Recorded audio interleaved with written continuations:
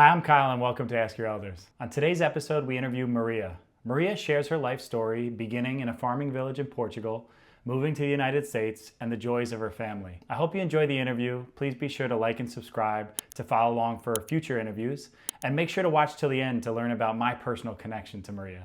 Enjoy. My name is Maria Garrido, and I'm 80 years old. So can you tell me a little bit about where you grew up? I grew up until I was 15 in Portugal, What part of Portugal? district of Aveiro, a small town called Salreu. So can you describe what was your family life like when you were growing up there? Hard. Did you have siblings? I have a sister, Older or younger? younger. Okay. So can you describe what was hard about it? It was very difficult. My parents had to work in farms, and they used to go to the market every 2 days a week. And my mother used to go from door to door, also sell bread every single day. But we had farming work, so we had to work in the farms. And I started very little, learning the trades of working on farm. You were not in Aveiro, you were in a small town outside? It's small town, kind of like here is Tarrytown and that's Sleepy Hollow, small town. Do you know how many people live there, or about how many people? Back then, probably around 10,000, maybe. Okay.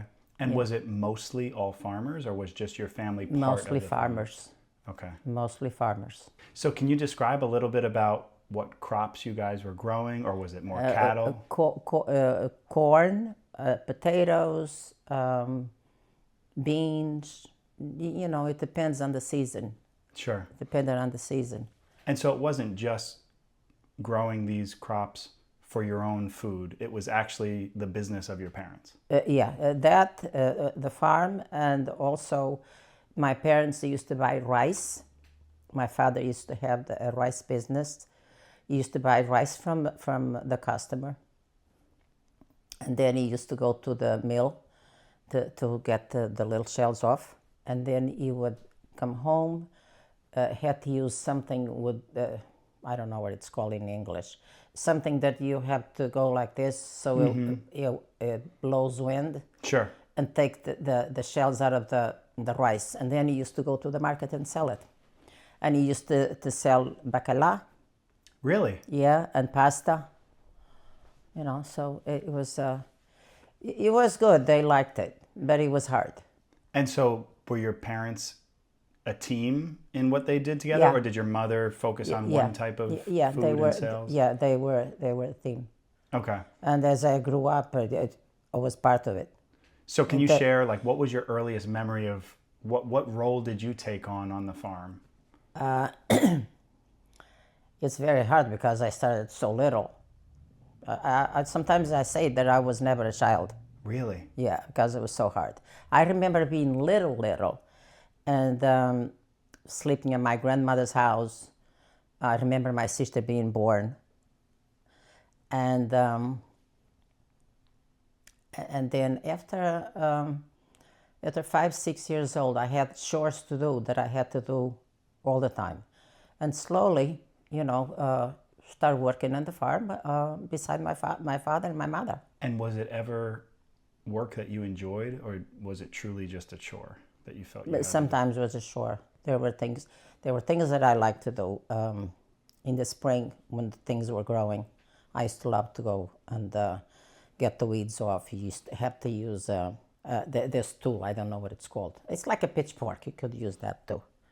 So it was tough because sometimes it was so hot, and being in the fields when it's hot is very difficult for a child. And what type of hours were you putting in when you were working as a child?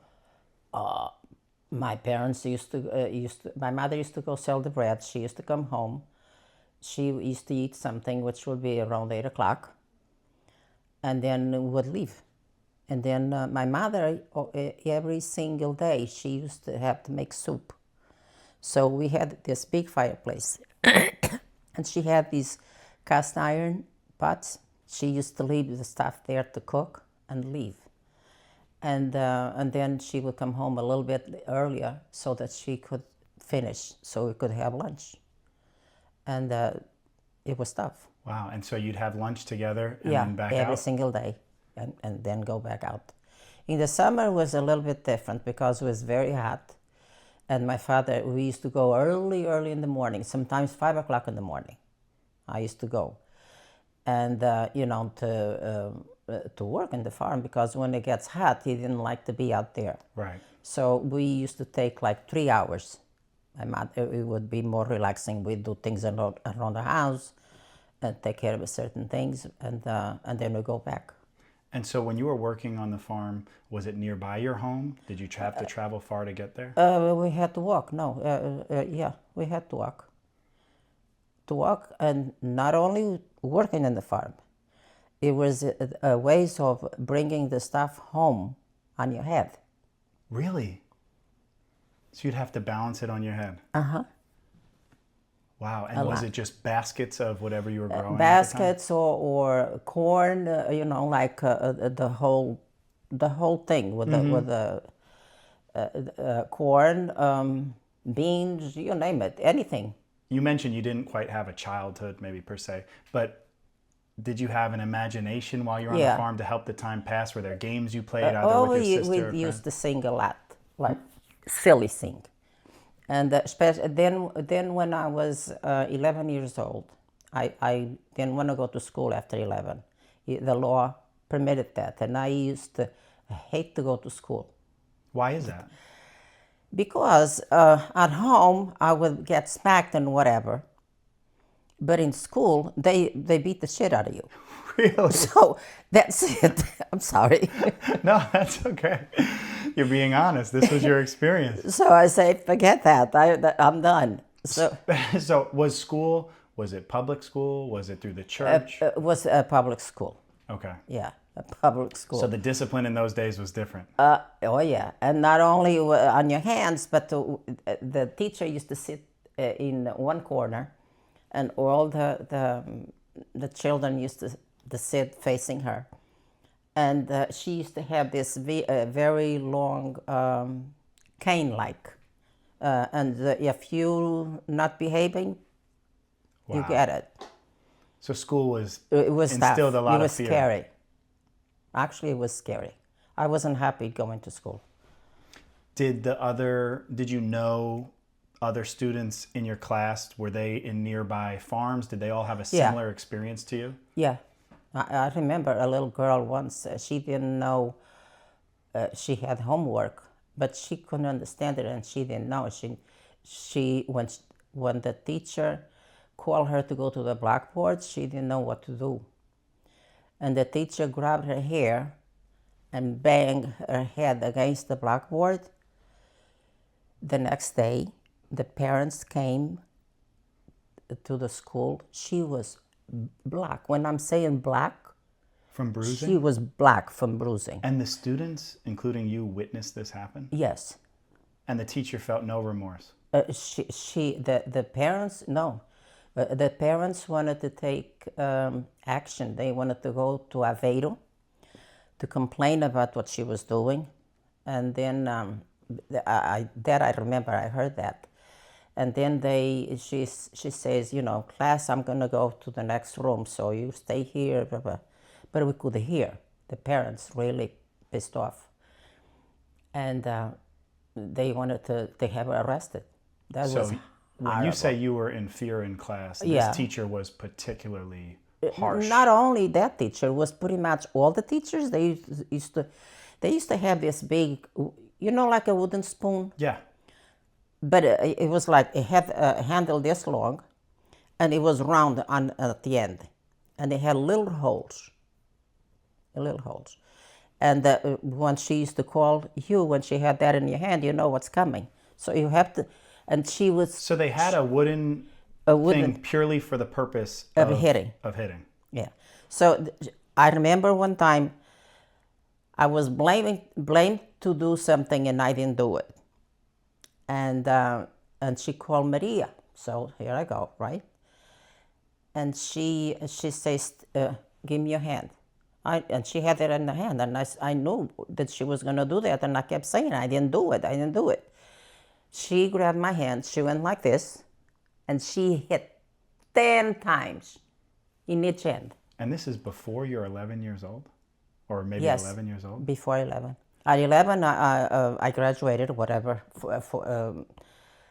Back then, you have to learn a lot because you get really scared. You better know what you're going to do.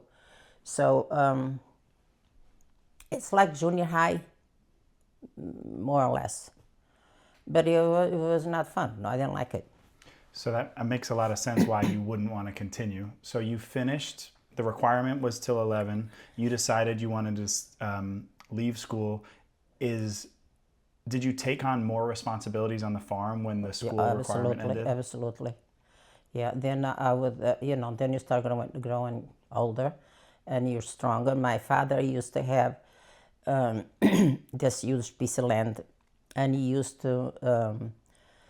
we used to have potatoes, and every time we used to go, I used to go and help to get the dirt ready to put the potatoes in, all of that, and then you got to take care of that. So I was always around that stuff with tools and stuff in my hand. And then when it was time to dig it, it had to be by hand, with the I don't know what you call those things, like a but almost like a shovel, mini not a shovel, Yeah, not sure, a shovel, but it's the small one.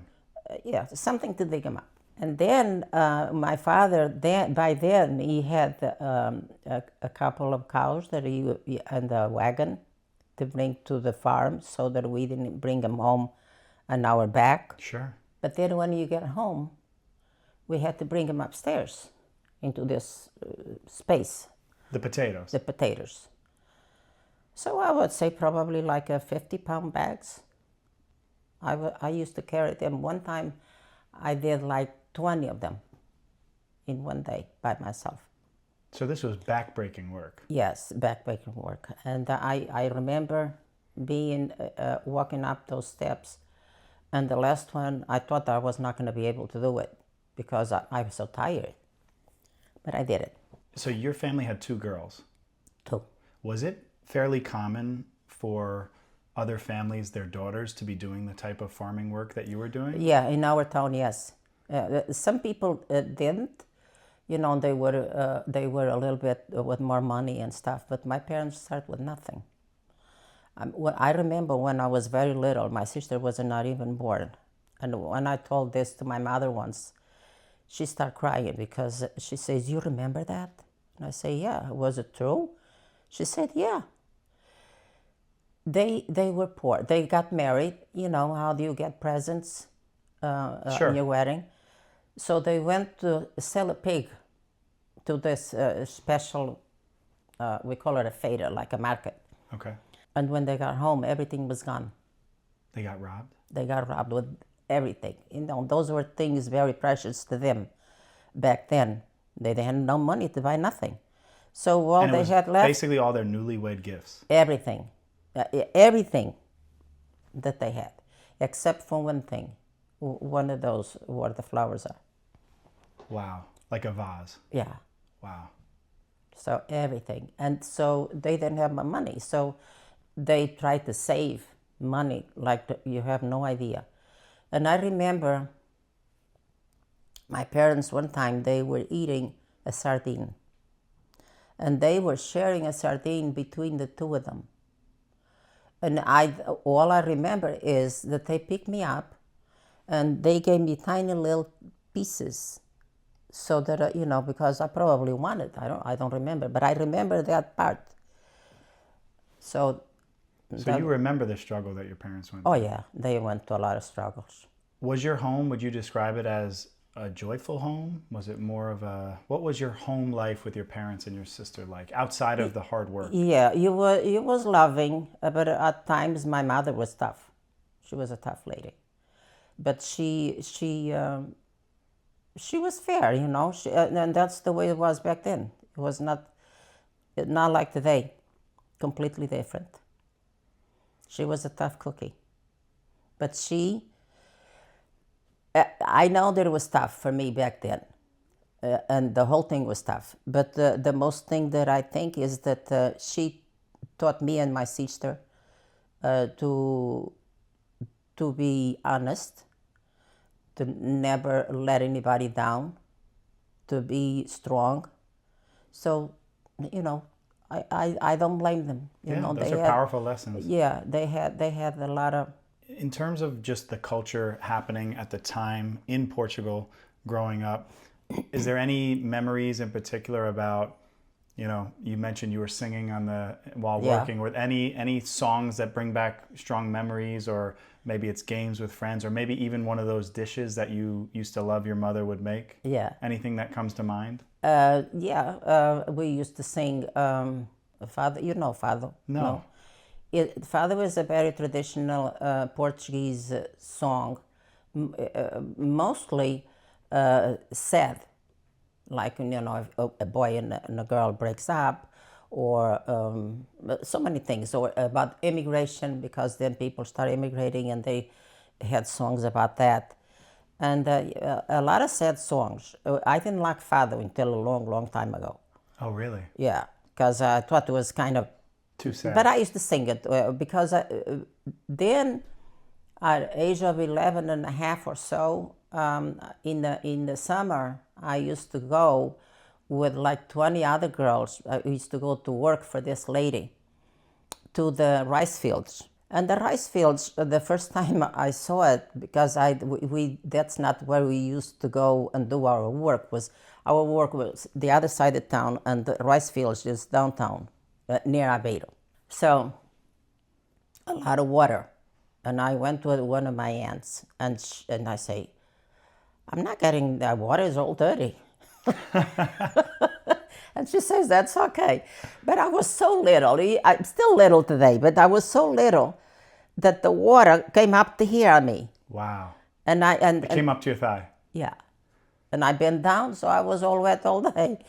But then I learned it, and I loved it. It was tough. We had to leave the house at 6 o'clock in the morning. By the time you get home, it's 6 o'clock. In the afternoon? In the afternoon. And then when I used to come home at 6 o'clock, my father and my mother, they still doing a lot of work. So I used to help sometimes until midnight. This job you finished school at 11, you said around 11 and a half you started working. This was just a summer job with the 20 other girls? Yeah. So why did you, instead of working on the family farm, work with them on this? Was this to earn more income for your family? No. I think my mother and my father probably wanted me to learn to be with other people outside the family. Makes sense. Yeah, so I did that, and I really, really liked it. And because we used to have a lot of fun, all those hours walking and back and forth, and then that's when you used to sing a lot, silly stuff, nobody would hear you, but you want the other ones.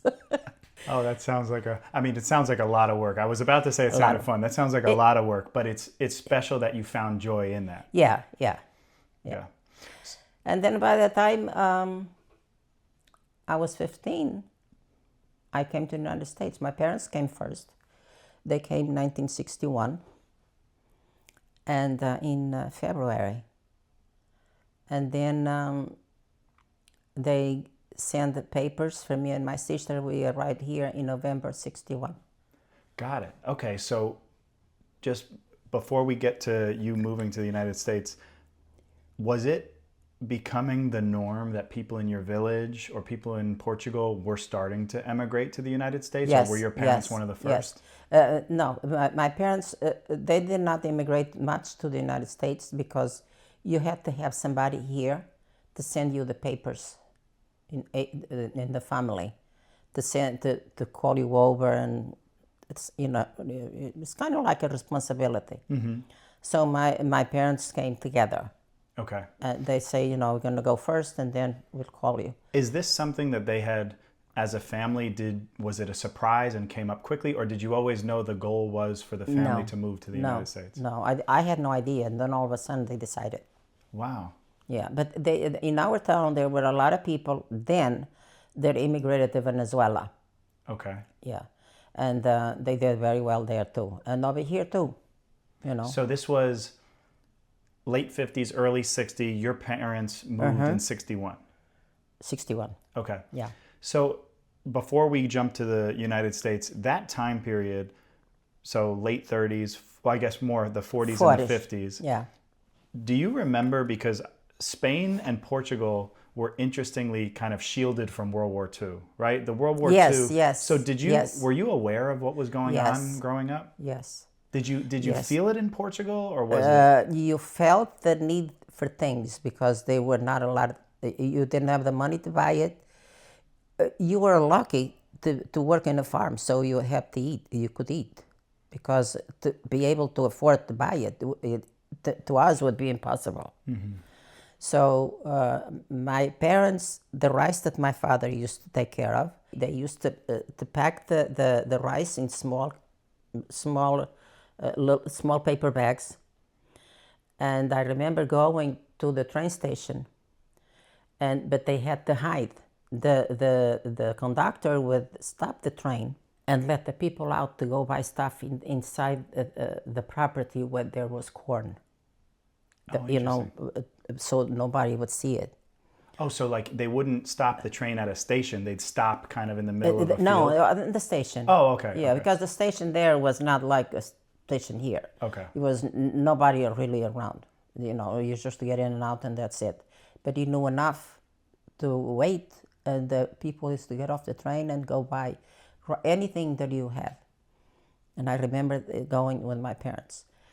And then I remember my grandmother, my mother, they were talking about the war, and in school too. You know, when I was in school, because it was war, and but they left.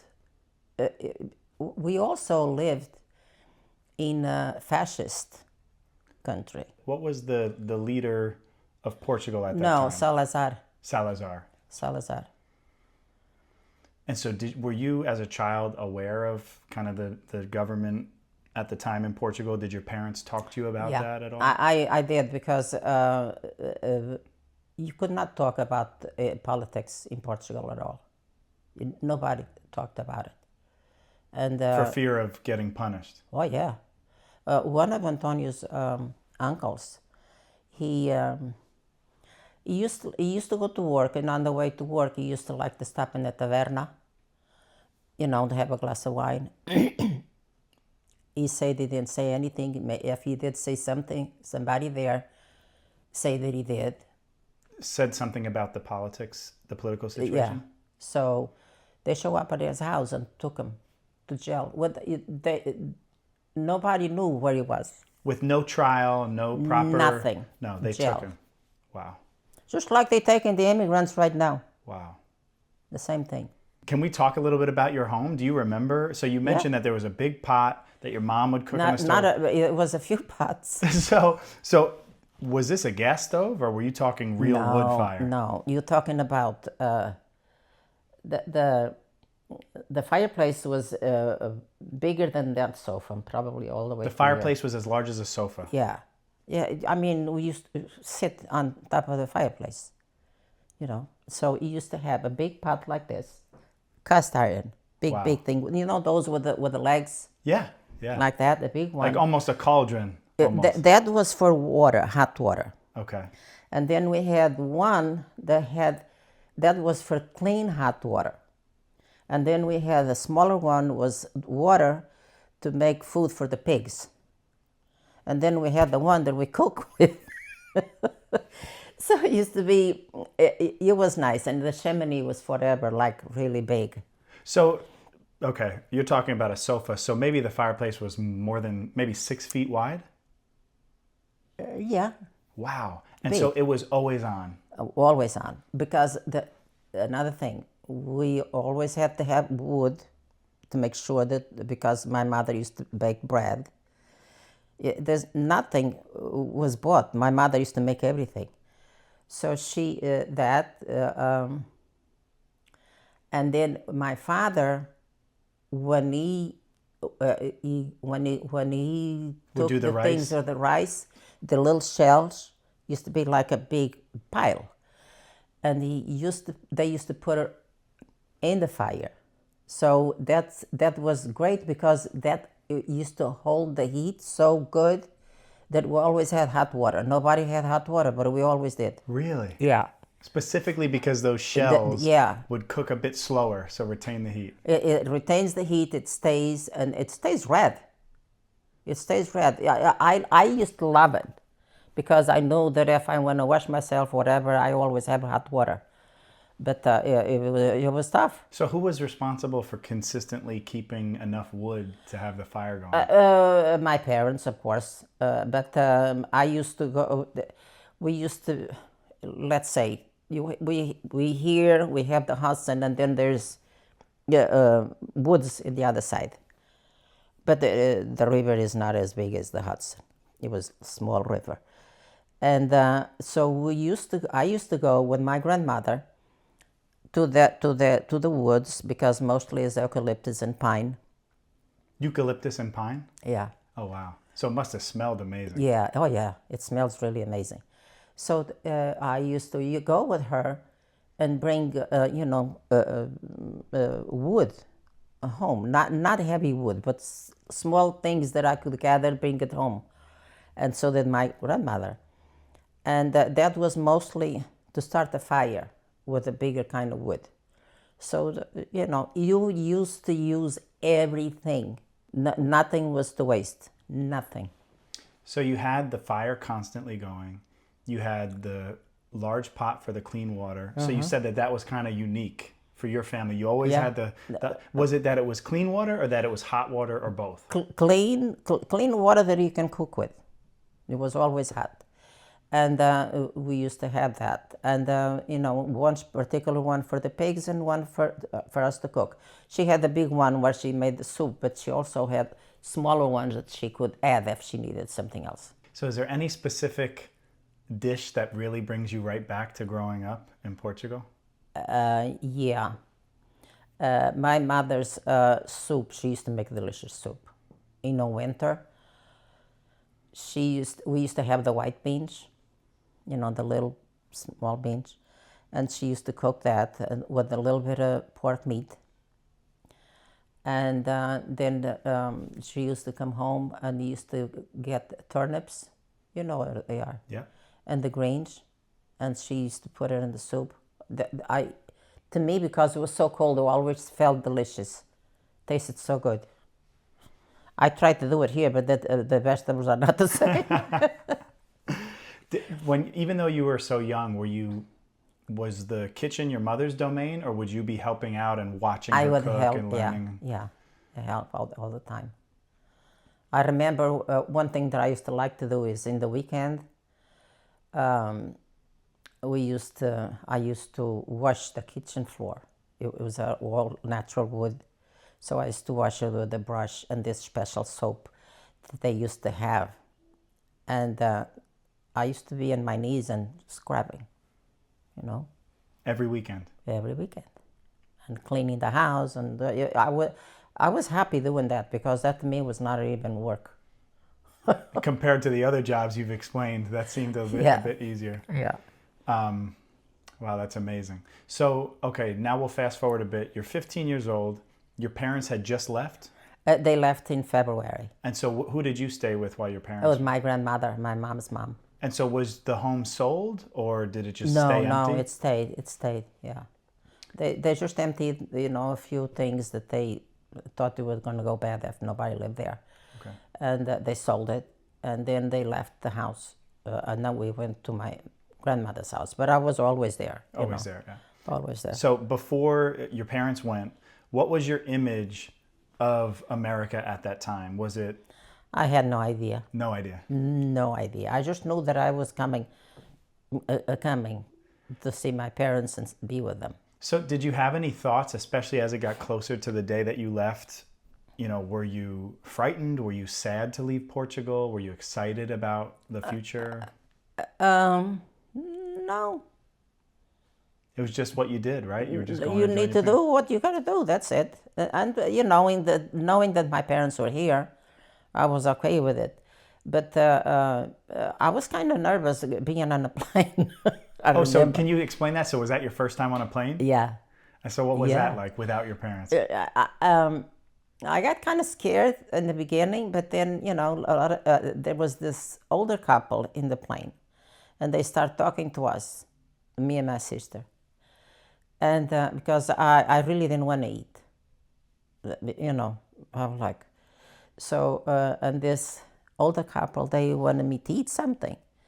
And I remember they kept pointing to the little package of sugar, and I learned that word in the plane.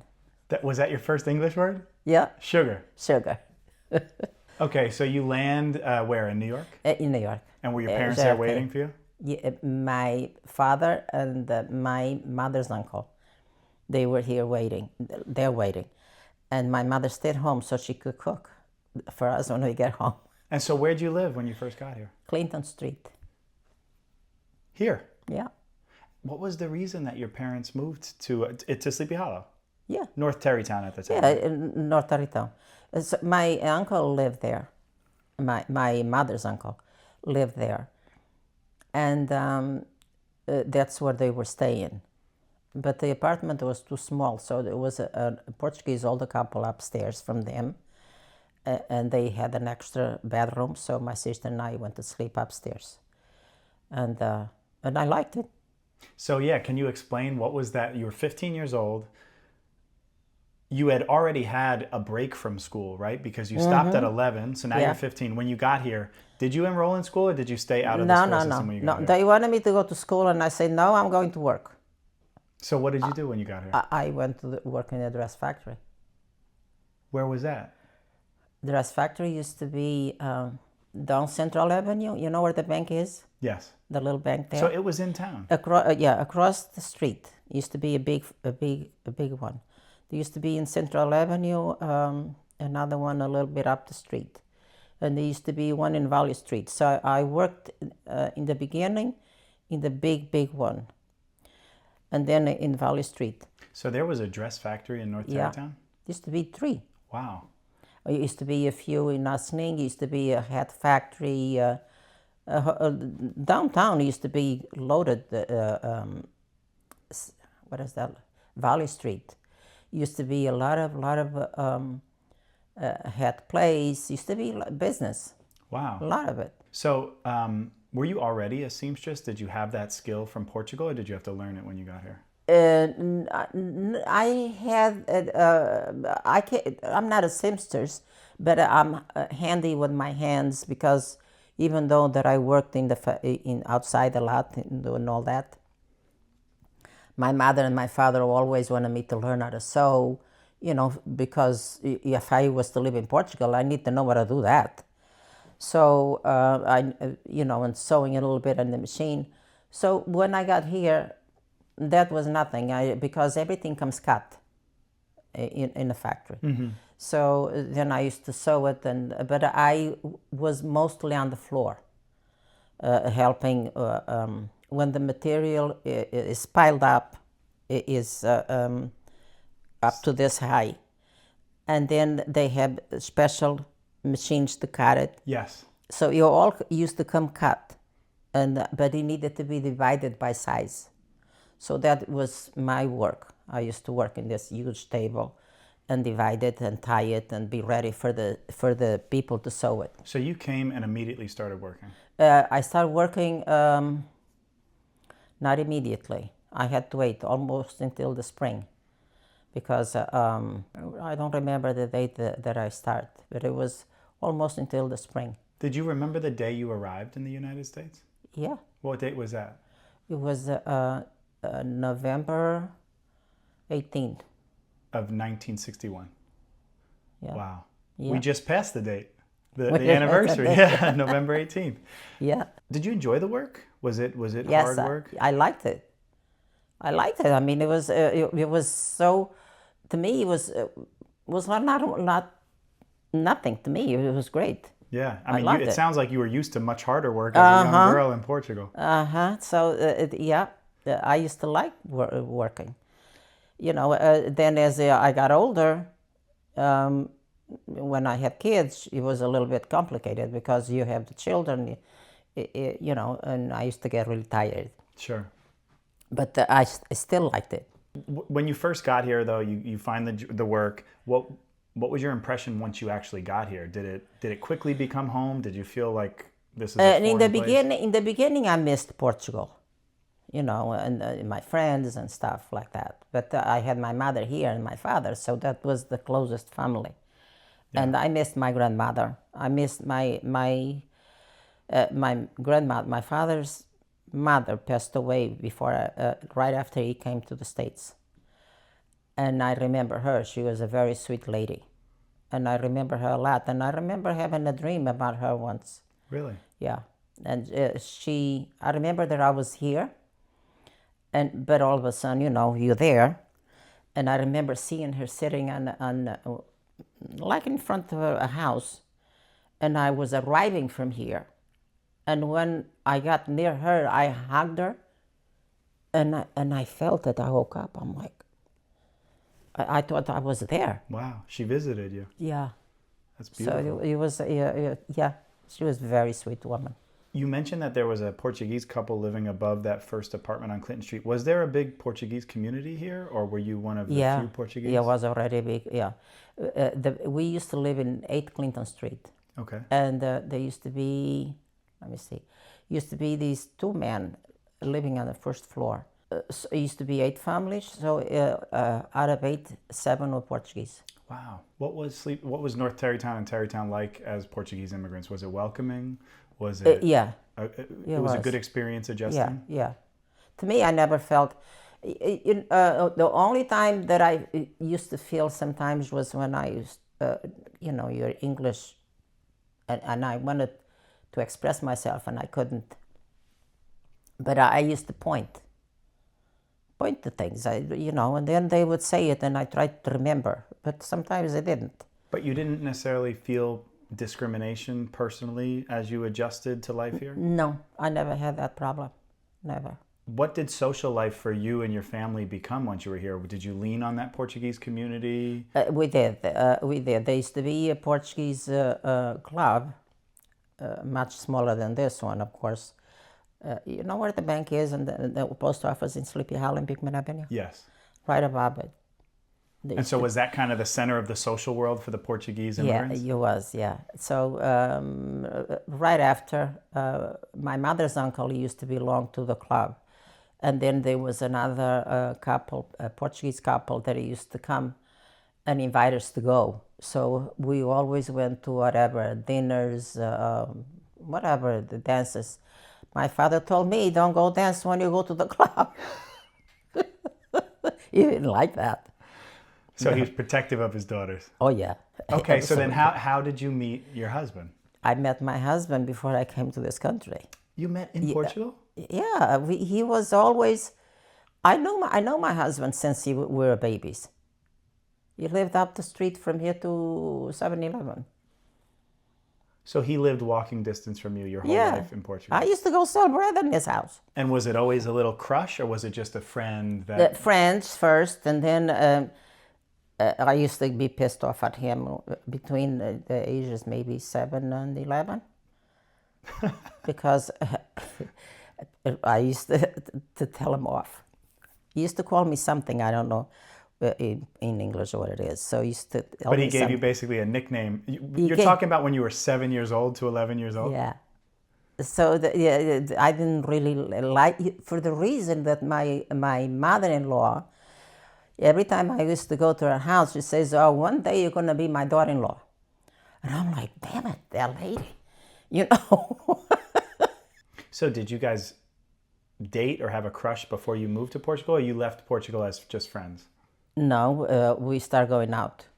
And then we wrote to each other. And then we decided to get married.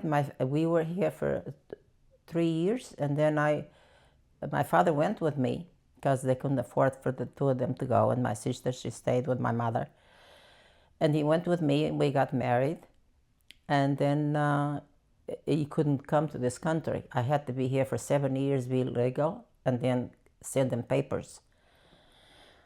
So he went to Brazil, Antonio went to Brazil and stayed there a year. And then from Brazil, he couldn't come straight either. So he went to Canada. From Canada, he came here, and then we got a lawyer, and we started The process. the process, and he became a citizen. That's amazing. So you were going out, you moved to this place that called America that you said you really didn't have much idea about before you moved. Nothing. But you maintained communication with your boyfriend via letters. Phone calls too, or just letters? What phone call? There's no phone.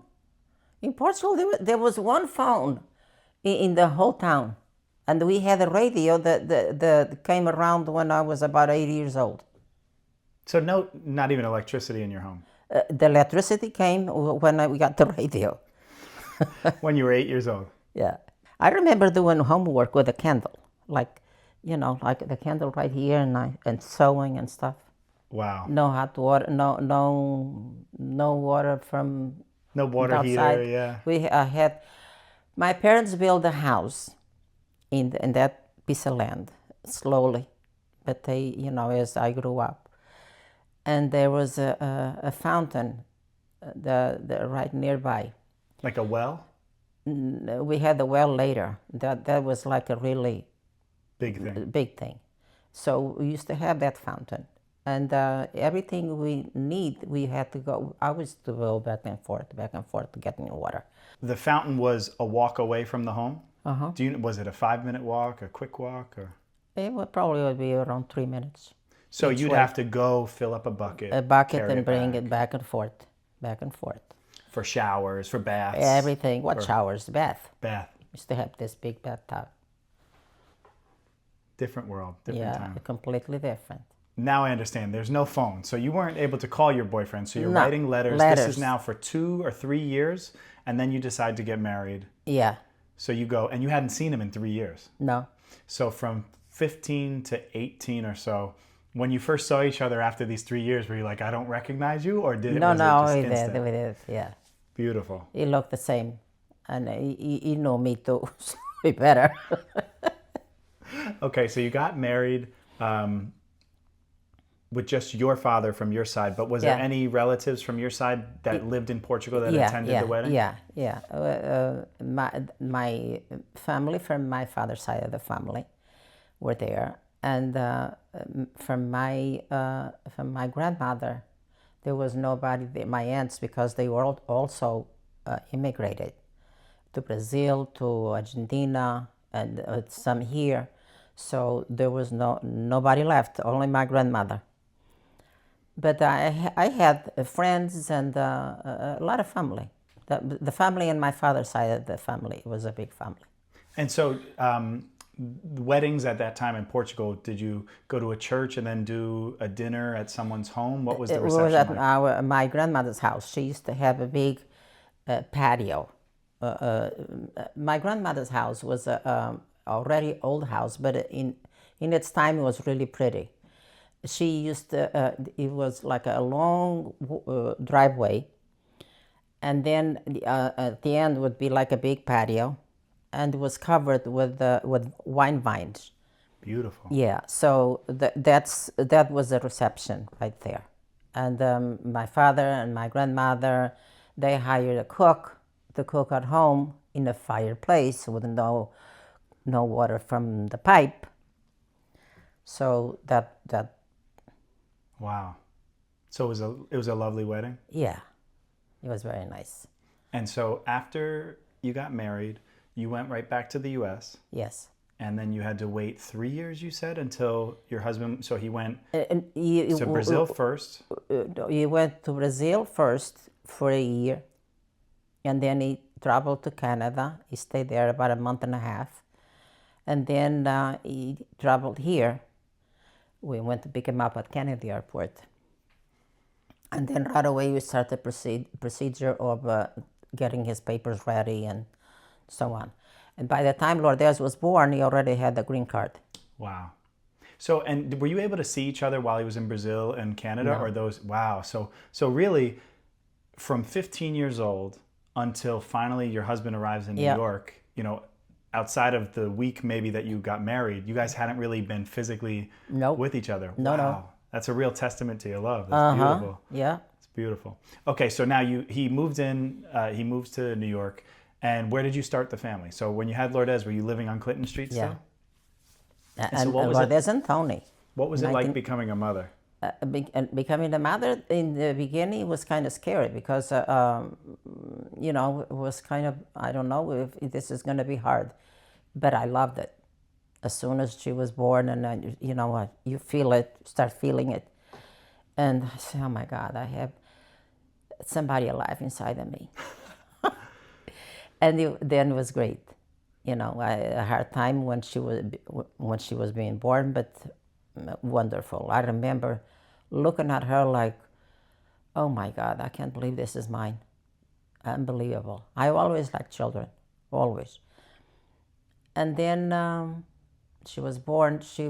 My parents were still here, and they loved her. And my sister, she was like the baby of the family, of course. Was she the first grandchild? Your sister hadn't had kids at this time? No. Then Johnny came along. Jean Simons, I don't know if you know him. No. He's next. And then... So is this your nephew? Yeah. Your sister had a child? Yeah. And then you had a boy? I had a boy. And then I had Tony. And then my sister had Denise. Wow, so your family really built out here in the U.S. And so your parents were alive to be grandparents? Yeah. And then they moved to Portugal. And Tony, Lourdes and Tony, they missed them terribly. As a matter of fact, one time when I was walking with Tony up on Broadway, right after my parents left to Portugal, and this was like in the fall, and people were already using coats. And my father used to have this coat. It was like big squares of green, you know, like the plaid, green and navy, I think. And my father had one like that. And he saw a man up on Broadway using the same kind of coat. And I was holding his hand. He takes off, and I had to run after him. He thought that was his grandfather.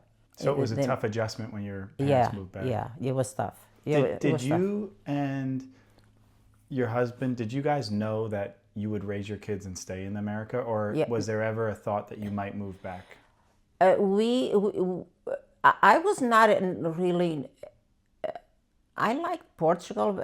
Then we went to visit my parents, like when Tony was about 7 years old, and we kind of had an idea about going back, you know, and then go back and forth. But then as things changed there, and I had my family here, and I had no desire to go back. I go visit, but I'm dying to come back. Makes sense. No, because this is the country where I'm happiest. Where it's become home. This is home. This is home.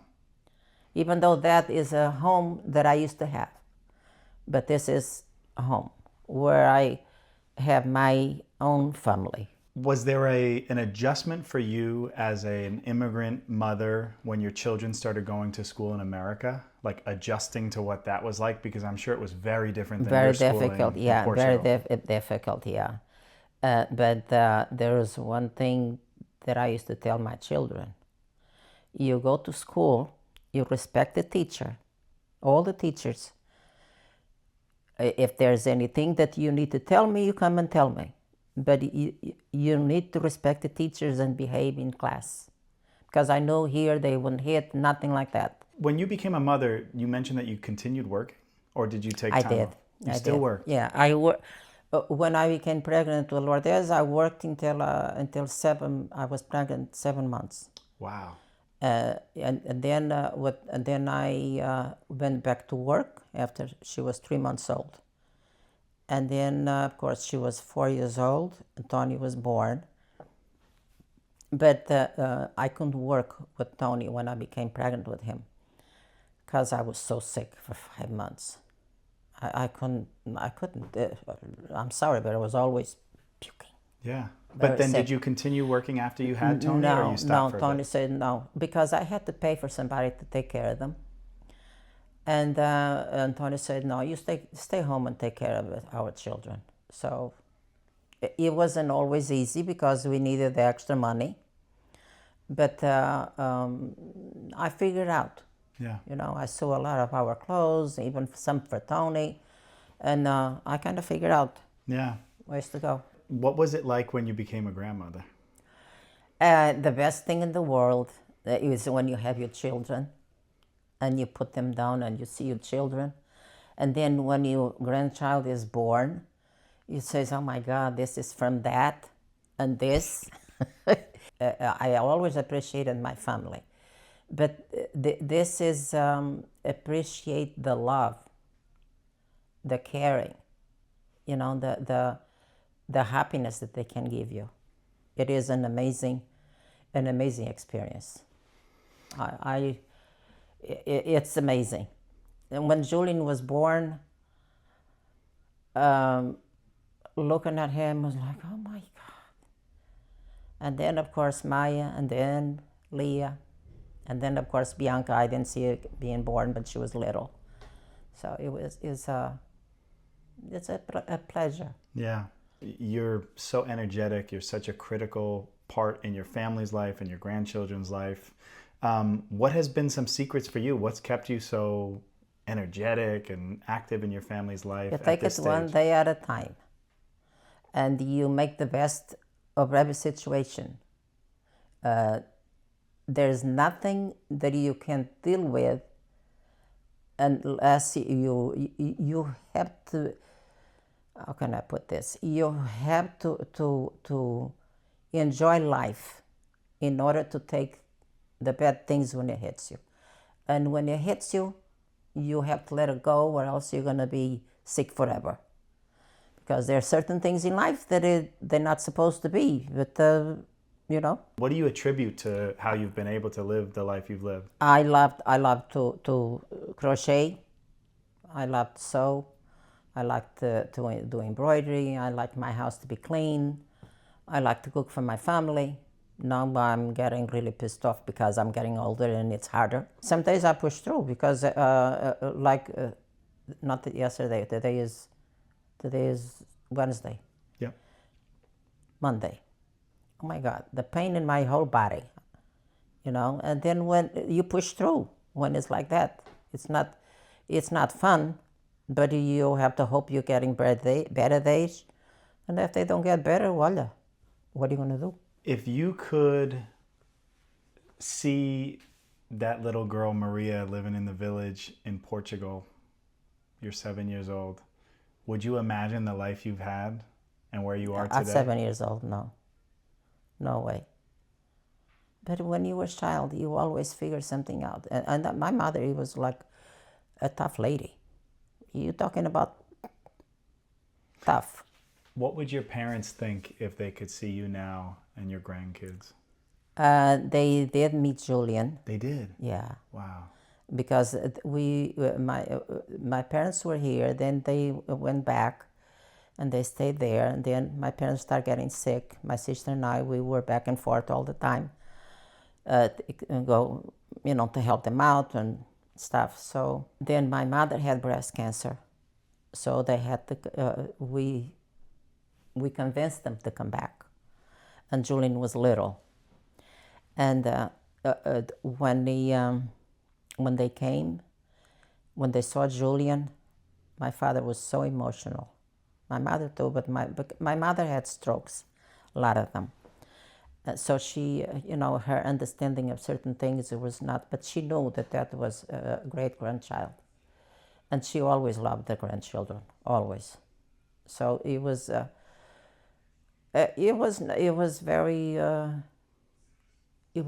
very happy occasion to see them loving Julian. My father used to love to make soup. I used to make the soup, and used to come and get fresh bread every day to the Portuguese store in the corner. And I used to stop by to see them almost every day. And you will always have some soup and the bread. And Julian used to love to eat that soup. Love it. Wow. Yeah, and my father used to sit, good, good. So as you reflect on your life, what are key lessons or traits that you hope your family picks up from you? To be good, loving, caring, and I do think they are already that. So that makes me happy. Well, thank you so much to you You for are this welcome. interview. I sincerely appreciate it. I hope you enjoyed hearing who I call Baba, because as she described, Julian, her grandson, is one of my closest friends in life. And so I've had the privilege of viewing you like a surrogate grandmother my whole life. So I'm so grateful to you. Thank you for I sharing am your story. grateful for you and Julian's friends. You are a great friend. So thank you so much for sharing your life story. I hope you all enjoyed it. And please be sure to hit like and subscribe for listening if you'd like to listen to other future interviews. Thank you so much. You are welcome. Love you. Anytime.